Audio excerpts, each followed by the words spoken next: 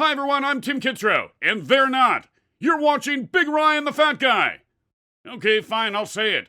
Boom shakalaka. There, you happy? So Richard Rodgers does have good hands. What's up, YouTube? It's the NFL Week 13 picks against the spread video for the 2020 NFL season. Fat Guy, we are 90, 83, and 3, good for 52% on the season, but who cares? On to the first game. No Thursday game this week because of COVID concerns due to the Baltimore Ravens Steelers game getting pushed back to Wednesday. Who cares? Jacksonville at Minnesota, 9.5-point favorites. 48% are on the Minnesota Vikings. Fat Guy, who you got? This seems weird. Is it just me, or why are the Vikings favored 9.5 points over anybody? I don't get it. I don't get it. Something's fishy about it. I'm going to be taking the Jacksonville Jags in the contest. I'm going to be betting them in real life. Hopefully I'm going to get a small, I call it a soft entry point. So a little small entry point, 9.5. I've already done it. But I might add to it if it moves all the way to 10.5. But I don't get it, Big Rye. This doesn't seem real. That 9.5 points, does that seem like too many? Well, it seems like they're trying to get people to buy back on Jacksonville at this spread. So that gives me less confidence, though. Yeah, definitely, because they're trying to entice to get even money, which they have so far. 52% of early bettors are on Jacksonville. So if they set the line high, they're trying to get even money on each side, because even squares can't pass up Jacksonville at 9.5. Yeah, at least some. There is one interesting point where I can think of this. Jacksonville is one of the least bet teams in terms of volume in the National Football League. Do you have that number in front of you, Big Right? They are last as far as number of bets at 32, 27th as a percentage, but they're 18th with money. So people have been, or at least sharps have been willing to wager on Jacksonville this year. Compare that to Minnesota. Minnesota is 13th as far as percentage bet, 22nd though. So not a lot of sharps have been on Minnesota, whereas sharps do like Jacksonville throughout the season. Yeah, well, I mean, they're going to like Jacksonville because they're allotted too many points, and 9.5, I think, is another version of that. I am a little bit, something smells weird. I think it's too many. I think this should open at 6.5. I don't know why we're getting the blessing, and maybe it's because the books don't want to take the risk and they just want to balance the budget, and they can do so by getting 9.5 points on the Jacksonville Jags. I could be missing something on this one, and it is a possibility that the Vikings are a blowout candidate. So we're going to take the Jaguars in the points in the contest and in real life. But I'm going to be close to watch this one because something doesn't feel right. Next up, the Cleveland Browns travel to Tennessee to take on the Titans, who are 5.5-point favorites at home. 60% of early bettors are on the Titans. Fat Guy, who you got? 60% early bettors with 90% of the money, just hammering the Titans and moving the line from 3.5 to 5.5 at the sharpest of books, who shall remain nameless. I think 5.5 is where we're going to start to see buyback on the Browns. In the contest, I'll be taking the Browns at plus 5.5. In real life, if you got the Titans at 3.5, I think you might have got a sliver of value. Although sharps seem to think it's a lot more. I think there should be buyback on the Browns, and I don't mind being on that side of it. So let's take the Browns at 5.5 in the contest. And in real life, I think we can hope for a little bit more, perhaps. The Browns narrowly edging out the Jags isn't going to be too splashy amongst the public. And the Titans already have early pros money. So if they have the public support, I could see this having a severe amount of movement. And that makes sense. So why couldn't we get Browns at 6.5? 7 would be great. I would love Browns at 7. I'd buy back very hard on them. So take the Browns and the points in the contest. In real life, we're going to wait for a bit of a line movement, considering pros are already on Titans and Joes are most likely to follow. Next up, Detroit Lions travels to Chicago to take on the Bears, who are 3.5-point favorites at home. 36% of early bettors on the Bears. Fat Guy, who you got? No, I love this game. I said it last. We have a members only opening line video every Sunday night, and I urged everyone to take the Lions. I thought they would move this line.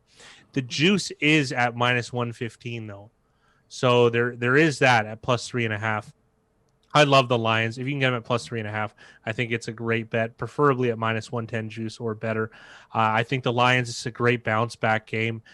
Considering they had a very, very poor performance. It resulted in the firing of both the coach and the general manager, which I think actually it bodes well for the Lions, creates an upgrade.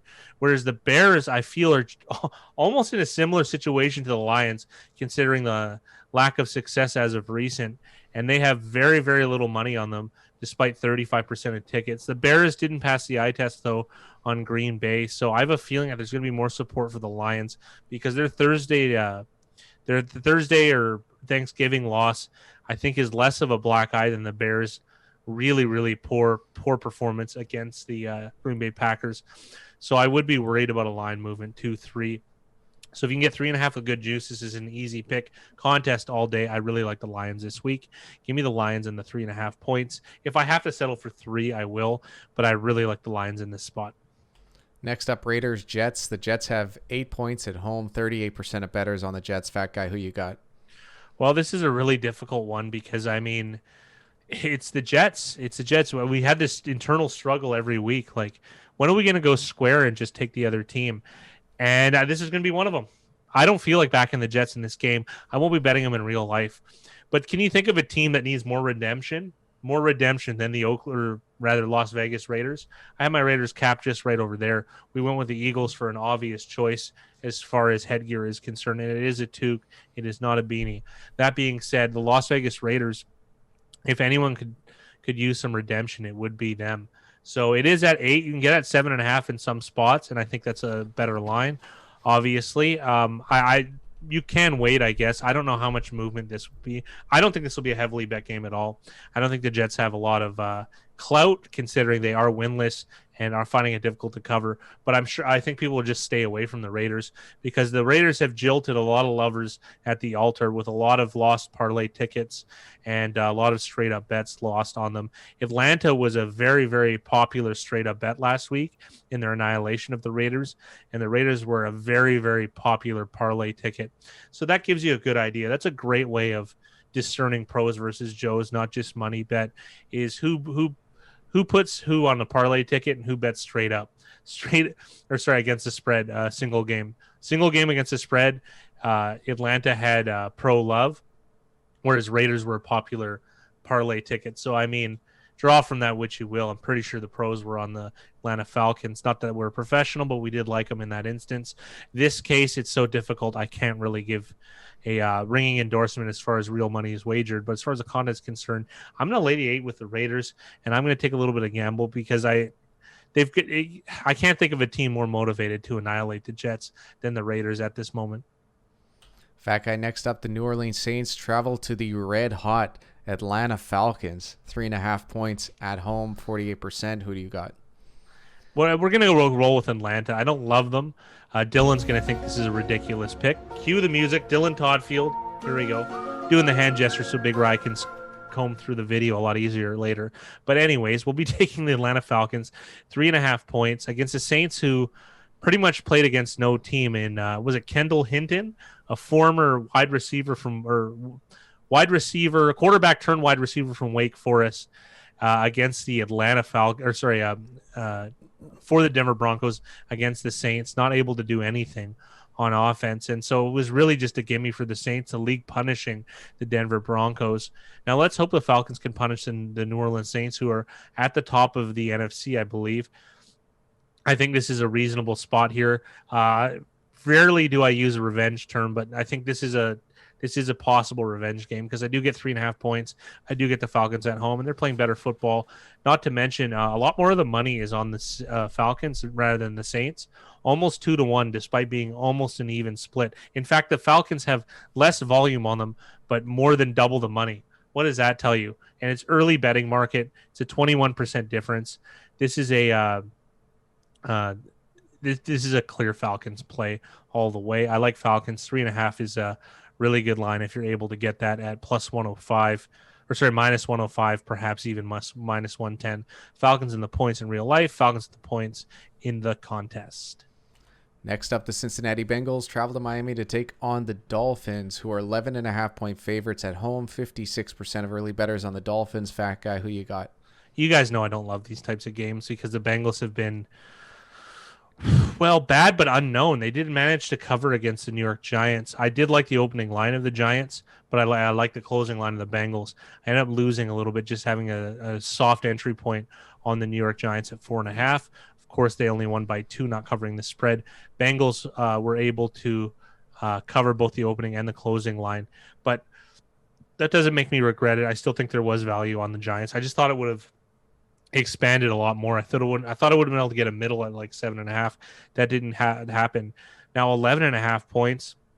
I'll probably take a little bit in real life and definitely in the contest, but the market is favoring the Dolphins, but it's a double-digit favorite at home. It's just not something that that I love too much. It should be a pretty. I mean, it's not like the Dolphins are good-ish, but they're still a rebuild team. This just seems like too many points. It's not quite as fishy as the Minnesota game, but there's something about it I really don't like. So it'd be a really, really small play for me. Definitely a contest pick for the Bengals rather, but I could see the Dolphins blowing it away because they are getting some pro love, and this is just a little bit bizarre. So let's take the Bengals and the points, but let's tread really softly with this one. Next up, the Indianapolis Colts travel to Houston to take on the Texans, who are 3-point underdogs at home. 37% of bettors are on Houston. Fat guy, who you got? I'm going to be taking the Indianapolis Colts. I said last night in the membership only video, as far as opening lines, that I almost didn't mind the Texans at 3.5, and 3 is probably close to equilibrium. I'm kind of circling back on that. I think there might be just a tear of value on the Colts right now. They're getting a lot of love with 92% of the money right now against just 8% of the Texans. They are do have value, but there's only 529 bets in front of us, so it is less of it's a very immature market. There's a lot to come. I do think though there's a chance that we could get that 2.5, which is kind of what it was hovering around it earlier, but clearly pros pounced on it, considering the Texans had a really good performance in annihilating the Lions on a pretty public watched Thursday Thanksgiving game, whereas the Colts got trounced by the Titans in a revenge game. So there is chance for this to move, but the pros have already picked their side. They've picked the Colts. I just don't know if there's too much meat on the bone at 3, whereas 2.5 was a significant difference. And you're going to go, well, fat guy, it's a half point. It's one of the most key half points. 3 to 2.5. Very few games are won by 2 and 1 points in comparison to 3-point games. This half point is worth a few percentage points, and that's why we do this. We get that micro edge, and that's why I can't sign off on this as a great as a great play. First of all, it's not contrarian at the moment. I think it will probably become. It'll become a pro pick, but it won't be a contrarian pro pick in taking the Colts if you get it at 2.5. Line shopping is everything. I'm going to be taking the Colts, laying the points in the contest. Probably put a sprinkle on it in real life, but I really want that 2.5 number to take the Colts. And if for whatever reason everyone backs the Colts, I could buy back the Texans at 4.5. I'd be okay with that. Anyways, this is a really tough one. So for now, we're just going to do Colts -3. On to the midday games. Rams at Arizona. Arizona's 3-point underdogs at home. 39% of bettors on the cards. Fat guy, who you got? This opened with a much different number. Cardinals were pretty much even, right? Really small underdogs. Now the 3-point chasm has been crossed. Although you are going to have to pay.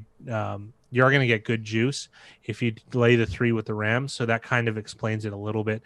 This is another really, really tight one. Another divisional game, much like the Colts and the Texans game.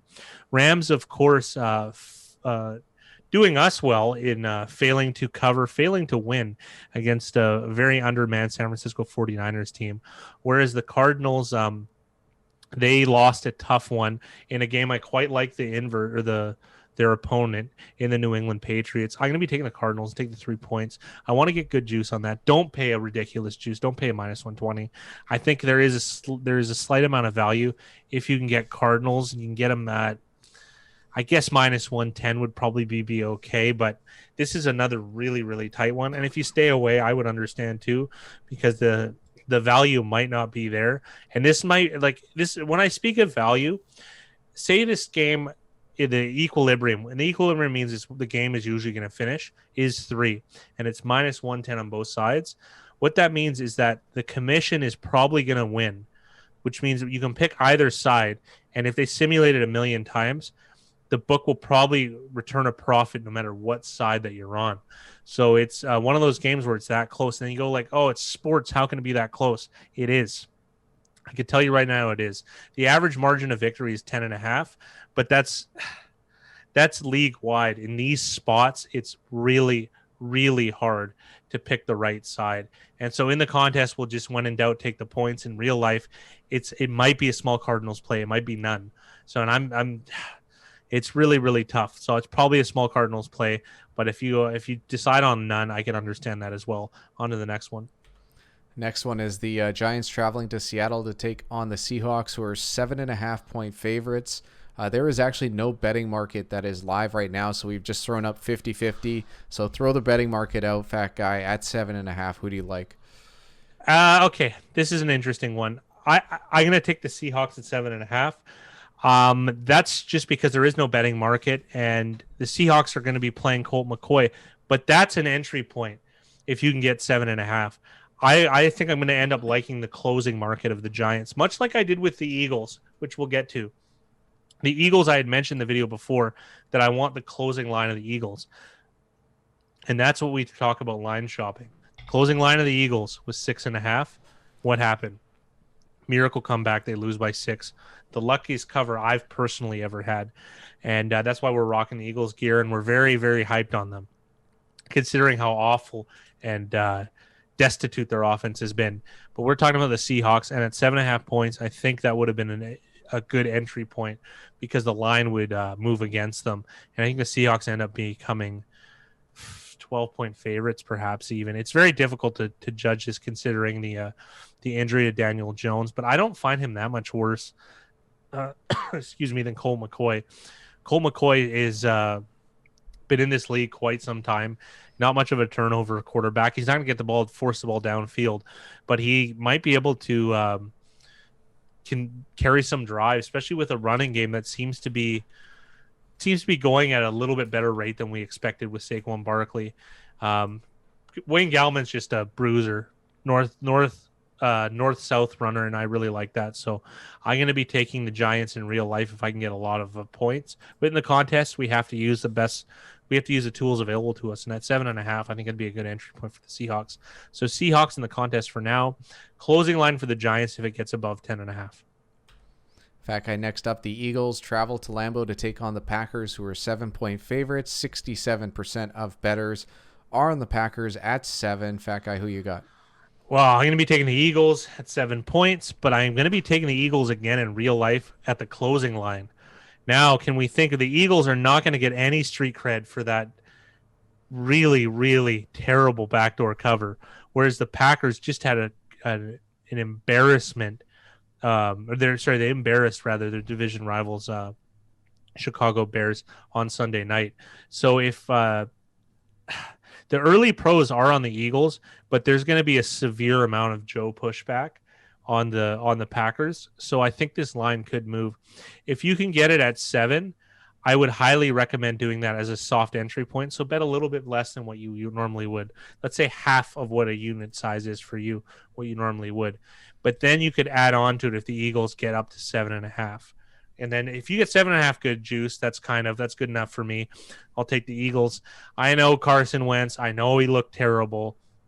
I know the Eagles look terrible, but let's draw some silver linings. They had a nice defensive performance, and can they keep it close within a touchdown against the Packers? Why not? Why couldn't they? This is a reasonable one. The pros like the Eagles, and I know the Joes will like the Packers. The Packers are a very popular bet team, Big Ryan. They got to be in the top 3. Do you have a number in front of you? Green Bay is number 5 as far as the number of bets, but they are second in both percentage bets and the amount of money bet on them. So yeah, pros like the Packers as well, but I think the pros are going to line up with the Eagles here. Eagles haven't had a good performance, and they're still able to cover some of these games. Let's fly, Eagles, fly again. I keep taking them, but I mean that's when they play good teams at least. So give me the Eagles and give me the points, and hopefully in real life I can get a better line. Next up, the New England Patriots travel to LA to take on the Chargers, who are 1-point favorites at home. 63% of early bettors on the Chargers. Fat guy, who you got? I quite like the Chargers at their opening line. In fact, I took it. This is weird though. It looks like the pros are early on the Patriots, and the Patriots are becoming a almost a contrarian play. The market is only at 491 bets though, so I think the jury's out on them. I think the Patriots are going to get some public love, and the Chargers have been, I don't know, a bit of a disaster the last few weeks. So it's a very possible that I could get the better number with the Chargers, but I did tease up the Chargers, reverse tease to -2.5, so that they could win at very plus money, so that I could, I think it was like plus 122, something in that domain. Because if they win by a field goal, then I'll cash my bet and I got at plus money, and I only need a much lower win rate at plus 122. All of that being said, you might be able to get a way better line on the Chargers, and it'd be nice if I got Chargers plus 2.5, and I was ever to reverse tease it all the way to -2.5 and get something, or rather just take the money line. One of those two options. I'd like to take the Chargers at a good money line. I do think they're better in this spot.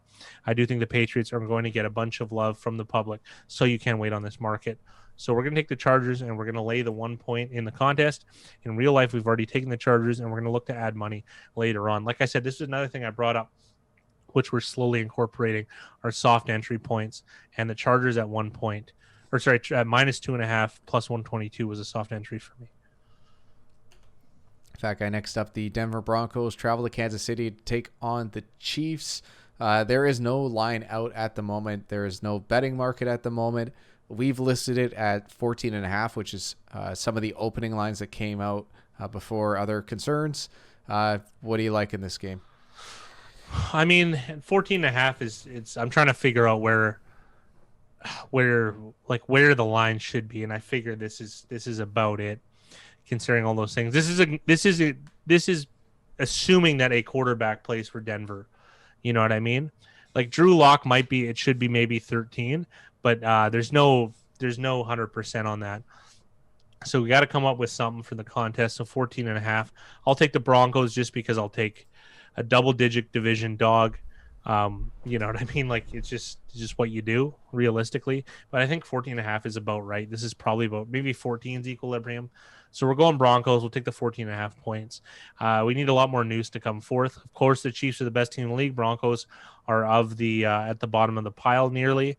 But we'll have to see. There's no betting market. I can't give you any numbers on that, nor can Big Rye. But the Broncos more than likely will not be bet on very much, whereas the Chiefs have an insane amount of public love and some pro love from time to time as well. So let's take the Broncos. We'll take the 14.5 points, but it's a completely hypothetical line. On to Monday, where we have a doubleheader scheduled as of now. We'll start off with the Washington football team traveling to Pittsburgh to take on the Steelers as 10.5 point favorites. 59% of early bettors on the Steelers. Fat guy, who you got? If you can get 10.5, buy it right now. I love the Washington football team. They're an underrated team. They're playing against a team that I would think has a harder time to blow them out. And they're the Steelers. You know what I mean? The Steelers just have a dearth of public money considering they're undefeated, and they've been covering as favorites. So this is a spot where they're going to probably load up on them, but the pros are loading up on the football team. 10.5 is a really key number between these two, considering the strengths. 10 seems to be a number that a lot of games are finishing by, so it's an underrated key number. So 10.5, that half, the hook as they call it, is quite important, I think. So if you get it at 10, I think it's okay for a soft entry, but there is a possibility there could be some movement, especially if the Steelers really, really dominate on Wednesday night against the Baltimore Ravens in this really, really bizarre turn of events. Also, too, there's a chance that some of the Steelers aren't going to be 100% because of this this COVID cases on the team and such. So if you can get an entry point of the football team at 10 or better, I would highly suggest doing that in the contest. It's an absolute no-brainer. Let's go football team. They're becoming one of the favorites on the show. Fat guy, next up, the second of the doubleheader on Monday night, Buffalo at San Fran. 2.5 point favorites. San Fran is playing in Arizona, and they have 33% of bets. Who you got? It's a really tough game. We're just going to go with the Bills. I can't expound as much as I'd like to on this game because I find it really, really difficult. I really do. Bills traveling to Arizona to play this game, by the way. Big Ryan, I disagreed. He quite liked the 49ers, but they're playing in Arizona from what I understand. So the Bills traveling to Arizona to play the 49ers, I mean, it just seems very, very bizarre to me. And 49ers will probably get some public love considering they're having a bit of a comeback. Players coming back from injury and whatnot. Mostert had a big game, and not to mention Deebo Samuel, who has been on IR for some time. These are fantasy players. These are players that identify with the public, so there's a chance they could get some love. But the Bills have been a winner all year, so I quite understand if they do like the Buffalo Bills. Either way, I'm torn on this game. In the contest, I'll be taking the Bills. I'll be laying the 2.5 points, but I don't have much insight. I don't love it this much, and there's a very, very, very, very scarce market for this because maybe the other pros feel the same way I do and find this as just a look-over game. And then on to the final game, which is going to be a Tuesday night game between the Dallas Cowboys and Baltimore Ravens. Right now, the spread is Baltimore -7.5. 93% of early bettors are on the Ravens at 7.5. Fat guy, who you got? Yeah, but this line got taken down quite some time ago. So, I mean, who knows how old this money is locked in. This is a little bit weird of a game, too. Ravens, we don't know how many players are going to be playing. So it's a little bit hard to predict. That being said, when in doubt, just take the 7.5 points. We got burned already by Denver. I'm very shameful of the books for not offering a refund on the early Denver bettors because that's just brutal. Like, that's so brutal. So brutal. They should, like, I wouldn't mind if they refunded them all across the board. I mean, of course, I was a Denver bettor and I lost, but that was an early line. I would have wanted a lot more points than what I was given. So let's go with the Cowboys. When in doubt, take the points. Works, and I would imagine that works twice as well when there is a virus holdback on some of the players, particularly from the Ravens. And who knows, RG3 could be playing this game. We'll see how he does on Wednesday against the Pittsburgh Steelers. Maybe the drop-off isn't as large. All of that being said, because of the uncertainty, we have to take Cowboys and the points in the contest. I don't know where you can get a real line, but I don't have any insight on betting in real life. Contest-wise, Cowboys and the points. All right, Fat Guy, on to the lightning round. Jacksonville at Minnesota. Jacksonville Jaguars. Cleveland at Tennessee. Cleveland Browns. Detroit at Chicago. I'm loving Detroit. Raiders at the Jets. Let's go Las Vegas. New Orleans at Atlanta. Fade Dylan Todd Field. Cue the music and bet on the Atlanta Falcons. Cincinnati at Miami. Cincinnati in the points. Indy at Houston. Laying the points with Indianapolis. Rams at Arizona. Let's go with the Cardinals. Giants at Seattle. Weird taking the Seahawks laying the points. Soft entry. Philly at Green Bay. The Philadelphia Eagles. New England at the Chargers. Chargers laying the point. Sunday Night Football, Denver at Kansas City. You know the drill. Give me a lot of points. Give me the Broncos. And then on Monday night, the doubleheader, Washington at Pittsburgh. Well, football team, and I quite like this one. And Buffalo at San Fran. This is a weird one for me. No feelings about it, Buffalo Bills. And just a heads up, that San Fran game is going to be played in Arizona.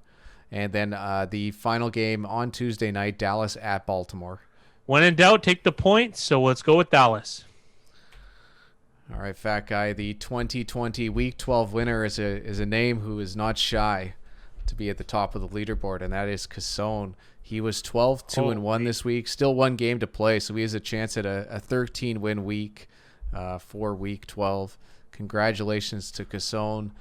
Congratulations to Dylan Toddfield, who is second place as of now. 10 wins this week. A nice week for Dylan.